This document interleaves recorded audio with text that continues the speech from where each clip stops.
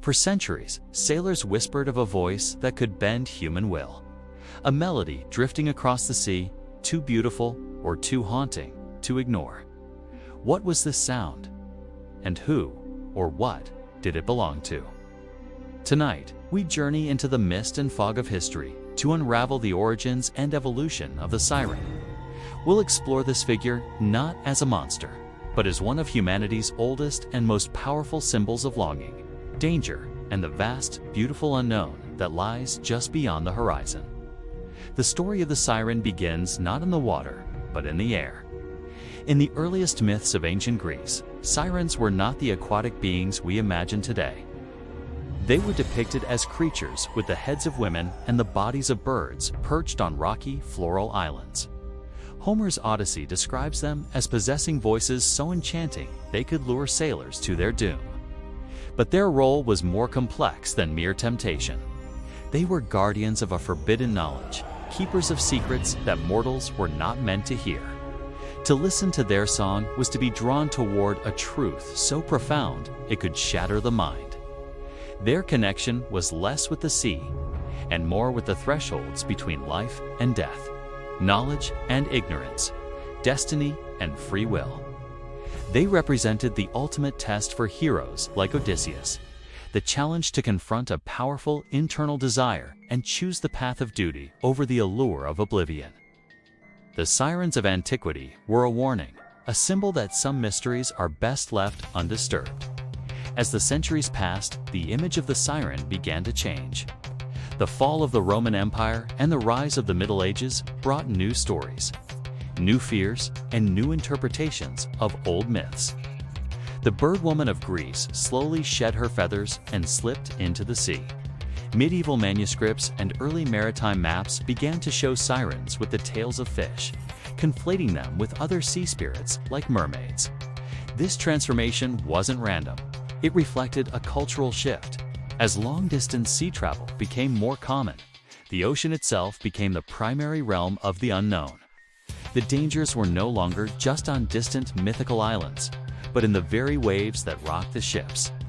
The siren became a mermaid, a creature of the deep, symbolizing the ocean's dual nature, beautiful and serene on the surface, but concealing treacherous currents, hidden rocks, and sudden violent storms below. By the Renaissance, artists had solidified this image.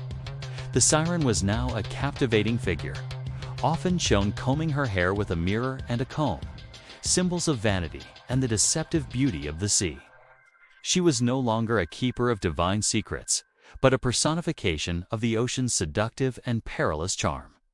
While the Greek siren is the most famous, the idea of a beautiful, dangerous water spirit is a near-universal human archetype. Cultures across the globe, separated by thousands of miles of land and sea, developed their own versions of this myth, each tailored to their unique relationship with the water. In Japan, the ninjo is a fish-like creature, sometimes with a human face. Seeing one was often considered an omen, a sign of impending storms or misfortune, and catching one could bring either terrible luck or, in some tales, remarkable longevity. Slavic folklore tells of the rusalka, the spirit of a young woman often found near rivers and lakes. In some traditions, her laughter could be heard in the summer evenings, and while beautiful, she was a figure to be respected. A reminder of the water's power to give and take life. In the warm waters of the Caribbean, legends of enchanting water spirits who lure the unwary have been passed down through generations. And in the cold, northern seas, Nordic folklore is rich with tales of sea maidens and the half-brew, who could be either benevolent or perilous, often depending on how they were treated by sailors. What connects these diverse legends is a common thread of caution. They are not just monster stories. They are ecological parables, teaching respect for the unpredictable and powerful forces of nature. So, where do these stories come from? Beyond the realm of mythology, there are compelling psychological and environmental explanations for the enduring belief in sirens. For sailors on long, arduous voyages, the sea was a place of extreme isolation and sensory deprivation. Loneliness could weigh heavily on the mind, making one susceptible to suggestion and illusion. The human brain is wired to find patterns, to see faces in clouds and hear voices in the wind. The monotonous sound of the waves, the whistle of wind through the ship's rigging, and the phenomenon of auditory pareidolia could easily conspire to create the illusion of a distant, singing voice. The ocean itself is a masterful illusionist.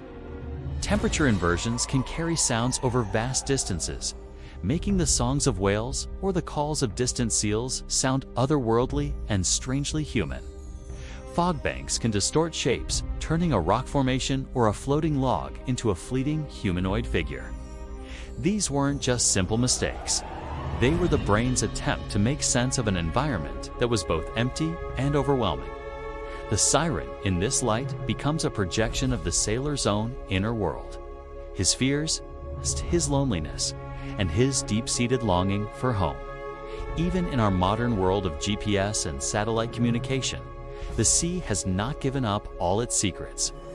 Whispers of strange encounters persist. While tangible evidence remains elusive, the folklore continues to evolve. There are accounts from sailors and fishermen, shared in quiet harbors and late-night radio calls, of hearing unexplainable music drifting across the water on a calm night, far from any known source. Grainy videos emerge from time to time, showing ambiguous shapes moving just beneath the waves or in the distant fog, always too fleeting to be identified. Lighthouse keepers have told stories of eerie melodic sounds heard during powerful storms, sounds that get lost in the crashing of the waves. These modern sightings are rarely presented as encounters with monsters. Instead, they are quiet, personal moments of wonder and mystery. They are experiences that sit on the edge of explanation, where the witness is left with a profound sense of the unknown. Whether these are misinterpretations of natural phenomena or something more, they serve the same purpose as the ancient myths. They remind us that the ocean is still a wild and mysterious place, capable of inspiring awe and humility. Ultimately, the power of the siren lies not in whether she is real, but in what she represents. She is a potent metaphor, a symbol that speaks to some of the deepest aspects of the human condition. She embodies the allure of the forbidden, the beautiful danger that promises knowledge or pleasure at a great cost. We all have sirens in our lives, temptations that call to us, promising an easier path or a momentary escape, even when we know we should stay our course. She is also a symbol of the unknown depths, not just of the ocean, but of our own consciousness. She represents the hidden parts of ourselves, the primal desires and fears that lie beneath the surface of our rational minds. To hear the siren's call is to confront the parts of ourselves we do not fully understand. In a world that feels increasingly mapped and explained, the siren is a testament to the enduring power of mystery. She is the voice that reminds us that there are still horizons we have not reached and depths we have not explored. Whether myth, metaphor, or misunderstood nature, one question echoes across the generations, carried on the wind and waves. If you heard a voice calling from the dark horizon, would you follow it? Thank you for joining us on this journey into the Nico Dark Archives. If you wish to explore more mysteries with us, consider subscribing. Until next time, stay curious.